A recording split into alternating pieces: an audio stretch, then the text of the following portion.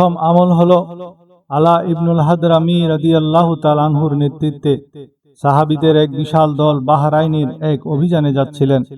প্রতিমধ্যে তাদের সামনে এসে পড়ে এক উত্তাল সমুদ্র। তাদের কাছে কোনো নৌকা বা জাহাজ ছিল না, আর পেছনে ছিল শত্রু সৈন্য।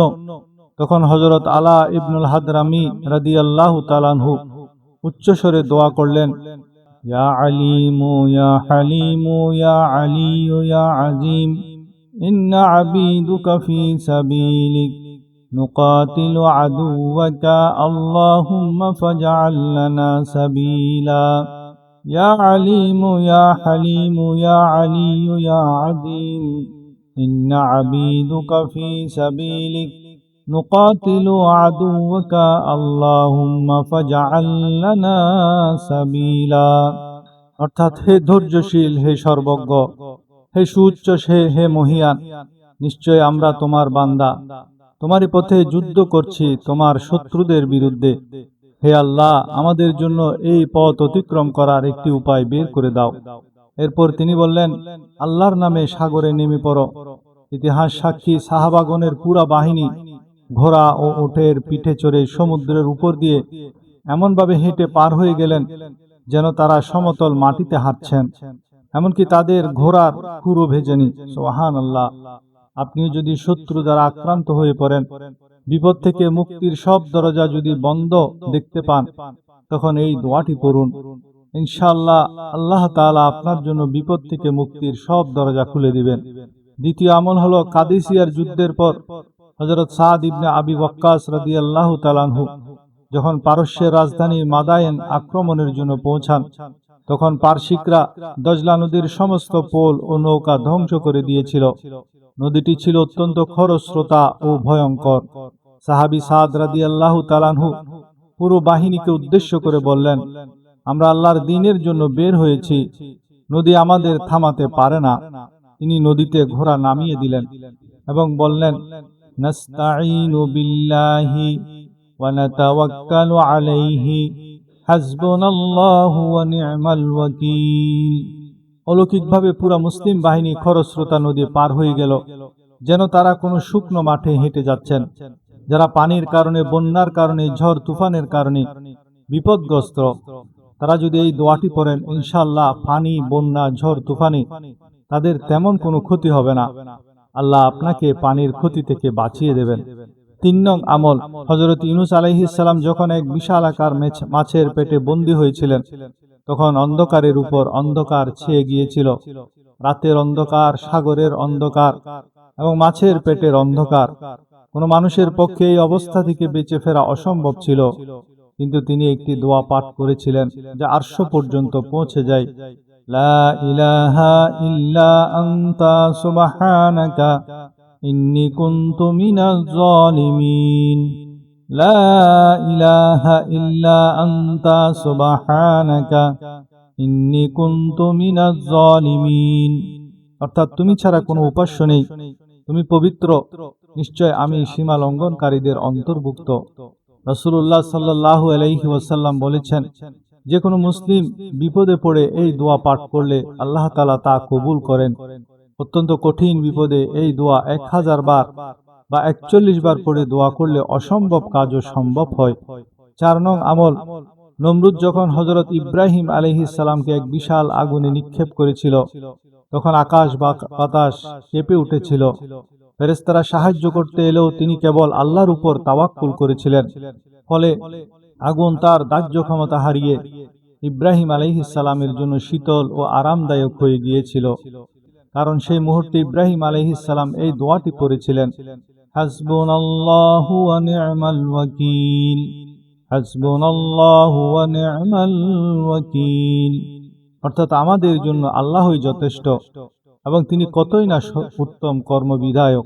যে কোনো ভয়, শঙ্কা, শত্রুর ভয় কিংবা নিরুপায় পরিস্থিতিতে এই তাসবিহটি প্রতিনিয়ত পাঠ করলে আল্লাহ তাআলা নিজের দায়িত্বে বান্দার হেফাজত করেন।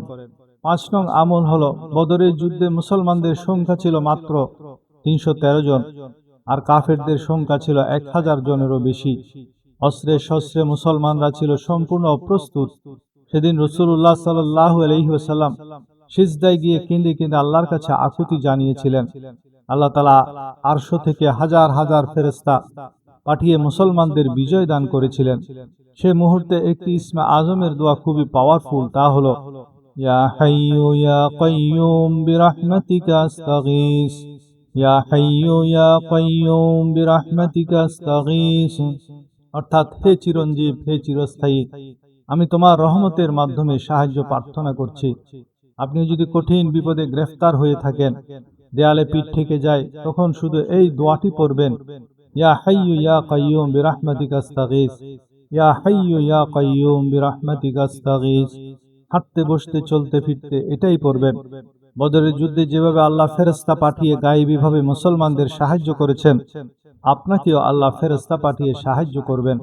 ষষ্ঠ আমল, ইতিহাসের পাতায় অসংখ্য ওলি আল্লাহ ও বুজুর্গদের ঘটনা রয়েছে, যারা দুনিয়াবী সমস্ত উপায় উপকরণ বন্ধ হয়ে যাওয়ার পর একমাত্র আল্লাহর দরবারে সেজদা অবনত হয়ে গায়েবী সাহায্য লাভ করেছেন। ইমাম আহমদ ইবনে হাম্বল রহমতুল্লাহ আলাইহির জীবনের একটি বিখ্যাত ঘটনা রয়েছে। তিনি একবার এক অচেনা শহরে গিয়ে মসজিদে রাত কাটাতে চাইলে খাদেম তাকে বের করে দেন। এক রুটি বিক্রেতা তাকে তার দোকানে থাকার আশ্রয় দেন। ইমাম আহমদ লক্ষ্য করলেন, লোকটির মুখ থেকে এক মুহূর্তের জন্য ইস্তেগফার বন্ধ হচ্ছে না। ইমাম তাকে জিজ্ঞেস করলেন, আপনি এই আমলে কি ফল পেয়েছেন? লোকটি উত্তর দিল, আল্লাহর কসম, আমি জীবনে যাই চেয়েছি আল্লাহ তাই কবুল করেছেন, শুধু একটি দোয়া ছাড়া। সেটি হলো, আমি জামানার শ্রেষ্ঠ আলেম ইমাম আহমদ ইবনে হাম্বল রহমতুল্লাহ আলাইহির সাথে সাক্ষাৎ করতে চেয়েছি, কিন্তু তা এখনো হয়নি। ইমাম আহমদ রহমতুল্লাহ আলাইহি তখন কেঁদে উঠে বললেন, আল্লাহ আপনার সেই দোয়ায় সাড়া দেওয়ার জন্যই আমাকে টেনে এনে আপনার দোকানে পৌঁছে দিয়েছেন। সুবহানাল্লাহ।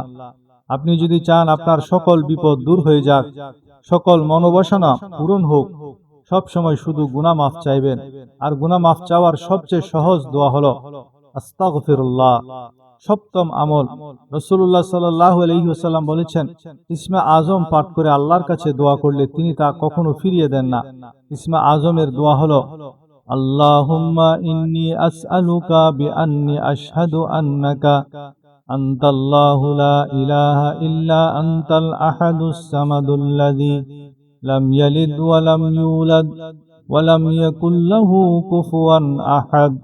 অর্থাৎ, হে আল্লাহ, আমি তোমার কাছে প্রার্থনা করছি, কারণ আমি সাক্ষ্য দিচ্ছি যে তুমি আল্লাহ, তুমি ছাড়া কোনো উপাস্য নেই, তুমি একক অমুখাপেক্ষী, যিনি কাউকে জন্ম দেননি এবং রূপান্তর হননি এবং তার সমতুল্য কেউ নেই। এই ইসমে আজমের আমল করার নিয়ম হলো, ওযু অবস্থায় পাক পবিত্র হয়ে কেবলামুখী হয়ে বসা উত্তম।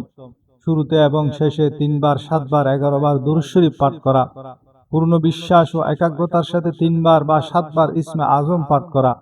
এরপর নিজের মনের আকুলতা ও প্রয়োজনের কথা জানিয়ে আল্লাহর দরবারে হাত তুলে দোয়া করা।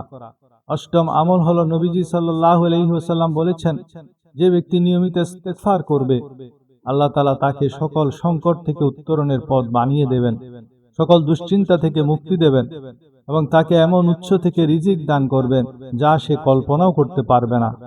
আর সংক্ষিপ্ত ইস্তেগফার হলো আস্তাগফিরুল্লাহ ওয়া আতুবু ইলাইহি। এক দম্পতি বিবাহের 18 বছর পার হওয়ার পরও নিঃসন্তান ছিলেন। আধুনিক যুগের নামকরা চিকিৎসকদের কাছে গিয়েও তারা কোনো সুসংবাদ পাননি। অবশেষে একজন আলেম তাদের প্রতিদিন সকাল সন্ধ্যায় অন্তত 1000 বার ইস্তেগফার করার পরামর্শ দেন।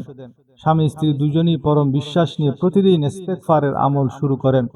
কোনো অভিযোগ বা হতাশা ছাড়া তারা কেবল বলতে থাকেন, আস্তাগফিরুল্লাহ ওয়া আতুবু ইলাইহি। অলৌকিকভাবে এই আমল শুরু করার মাত্র কয়েক মাসের মাথায় ডাক্তাররা নিশ্চিত করেন যে স্ত্রী গর্ভবতী। ইস্তেগফারের বরকতে আল্লাহ তাআলা 18 বছরের বন্ধ্যাত্ব দূর করে তাদের কোলে এক সুস্থ সুন্দর সন্তান দান করেন। সুবহানাল্লাহ।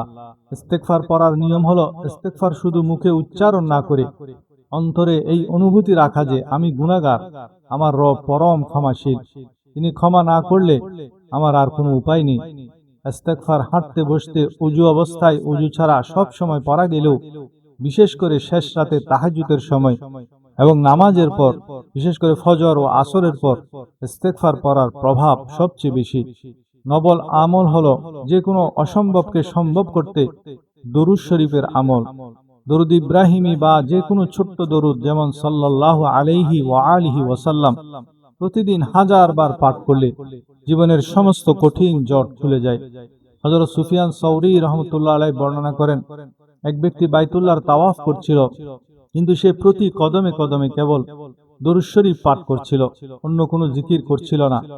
তাকে এর কারণ জিজ্ঞেস করা হলে সে বলল, আমি একবার আমার বৃদ্ধ বাবাকে নিয়ে হজে যাচ্ছিলাম। প্রতিমধ্যে আমার বাবা কঠিন রোগে আক্রান্ত হয়ে মারা যান। মৃত্যুর পরপরই তার মুখমণ্ডল কুৎসিত ও কালো হয়ে যায়। এ অবস্থা থেকে আমি চরম ভয়ে কেঁদে ফেললাম এবং ভাবলাম, লোকজনকে আমি কিভাবে মুখ দেখাবো। তন্দাচ্ছন্ন অবস্থায় আমি দেখলাম এক পরম রূপবান পুরুষ ধবধবে সাদা পোশাক পরে আমার বাবার পাশে এসে দাঁড়ালেন। তিনি তার বরকতময় হাত আমার বাবার মুখের উপর বুলিয়ে দিলেন। সাথে সাথে বাবার মুখ চাঁদের মতো উজ্জ্বল সুন্দর হয়ে গেল। আমি আশ্চর্যান্বিত হয়ে তার চাদর ধরে জিজ্ঞেস করলাম, হে পরম দয়ালু মহামানব, আপনি কে, যিনি এই বিপদে আমাদের উদ্ধার করলেন? তিনি মৃদু হেসে বললেন, আমি তোমার নবী মুহাম্মদ সাল্লাল্লাহু আলাইহি ওয়াসাল্লাম। তোমার বাবা সারা জীবন অনেক ভুল ত্রুটি করলেও সে আমার উপর প্রচুর পরিমাণে দরুদ শরীফ পাঠ করত। যখনই তার উপর এই কঠিন বিপদ আসলো, সে আমার কাছে সাহায্য চাইল, আর আমি তার এই দরুদের প্রতিদান দিতে এখানে ছুটে এসেছি। সেদিন থেকে আমি পণ করেছি জীবনের শেষ নিঃশ্বাস পর্যন্ত আমি দরুদ শরীফ পড়া ছাড়ব না। এক বুজুর্গ ঘটনা বর্ণনা করেছেন, এক লোক রাতে ঘুমানোর আগে নিয়মিত 100 বার দরুদ শরীফ পাঠ করত। একবার তার ঘরে আগুন লেগে যায় এবং চারদিক থেকে ধোঁয়া ও আগুনের শিখা তাকে ঘিরে ফেলে। বাঁচার কোনো রাস্তা ছিল না। লোকটি ভীত না হয়ে স্থির হয়ে বসে দরুদ শরীফ পড়তে শুরু করলো। অগ্নিকাণ্ড এত ভয়াবহ ছিল যে পুরা ঘর ছাই হয়ে যায়। পরদিন সকালে প্রতিবেশীরা যখন ধ্বংসস্তূপ সরাতে আসে, তারা অলৌকিকভাবে দেখতে পায় লোকটি সম্পূর্ণ অক্ষত অবস্থায় আগুনের ছাইয়ের মাঝে বসে জিকির করছে, দরুদ শরীফ পড়ছে। তার গায়ে আগুনের সামান্য আঁচও লাগেনি। সুবহানাল্লাহ। আল্লাহ তাআলা কেবল দরুদ শরীফের বরকতে আগুনের উত্তাপকে তার জন্য হযরত ইব্রাহিম আলাইহিস সালামের মতো শীতল করে দিয়েছিলেন। বিপদ আপদ, মনের দুশ্চিন্তা ও অভাব অনটন থেকে মুক্তি পেতে প্রতিদিন 100 বা 1000 বার দরুদ শরীফের আমল অত্যন্ত কার্যকরী। দুনিয়ার কোনো হিসাব যখন মিলবে না, যখন চারপাশের সব বন্ধু বান্ধব ও আত্মীয় স্বজন হাত গুটিয়ে নেবে, তখন মনে রাখবেন আপনার মাথার উপরে এমন এক রব আছেন, যিনি শূন্য থেকে আসমান জমিন সৃষ্টি করেছেন। তার কাছে অসম্ভব বলে কিছু নেই। কেবল হৃদয়ের আকুলতা নিয়ে চোখে দুফোঁটা জল জমা করে সঠিক বিশ্বাসে দরবারে হাত তুলুন। নিশ্চিত জেনে রাখুন যে আল্লাহ সাগরের মাঝে ইউনুস আলাইহিস সালামকে বাঁচিয়েছেন, আগুনের ভেতর ইব্রাহিম আলাইহিস সালামকে ঠান্ডা রেখেছিলেন এবং সাহাবীদের নদীর উপর দিয়ে হাঁটিয়েছিলেন। সে আল্লাহ আজকেও বিদ্যমান। আপনার বিশ্বাস ও দোয়ার গভীরতা যদি নিখাত হয়, তবে আপনার জীবনেও আল্লাহর গায়েবী সাহায্যের অলৌকিক কুদরত অবধারিতভাবে নেমে আসবে।